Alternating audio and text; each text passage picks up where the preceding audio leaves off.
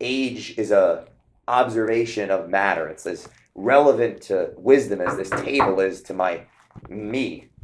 Like my age and this table have that's what's in common. My wisdom and this table are what separates a human from a table. And wisdom and age are not causative.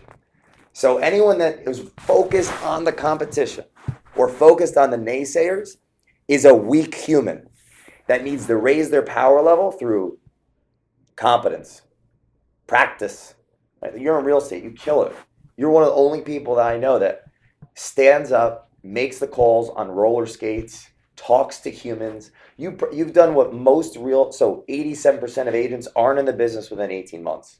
You have 18,000 agents in this like geographic origin we're in, like the immediate area.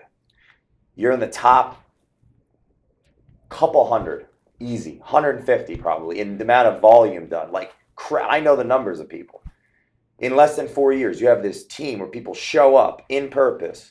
They are inspired by you. They want to model your behavior.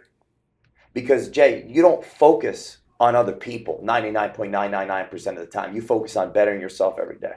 And you lead by example. You do what the archetype of leaders that I've spent years studying, abstracting on, deconstructing, and codifying, you do that. And that's why you're doing so damn well. And people like you don't focus on anything other than their competency, and they become confident people through it, whether they realize it or not. And the marketplace will always weed people out because there's always hierarchies, right? Like the guy that was the best at driving the horse is not necessarily going to be the best NASCAR driver. So, and if the youth, if the 20-year-olds weren't supposed to outwit the devil, a race would have died off a long time ago. Like the billionaire, if he stops evolving, I'm taking his place.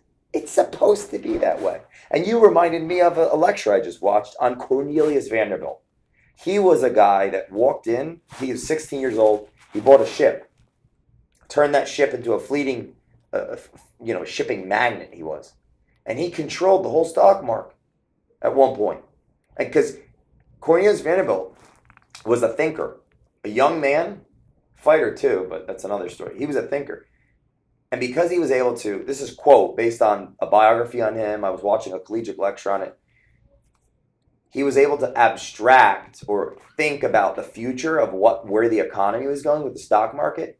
And he was so ahead of it.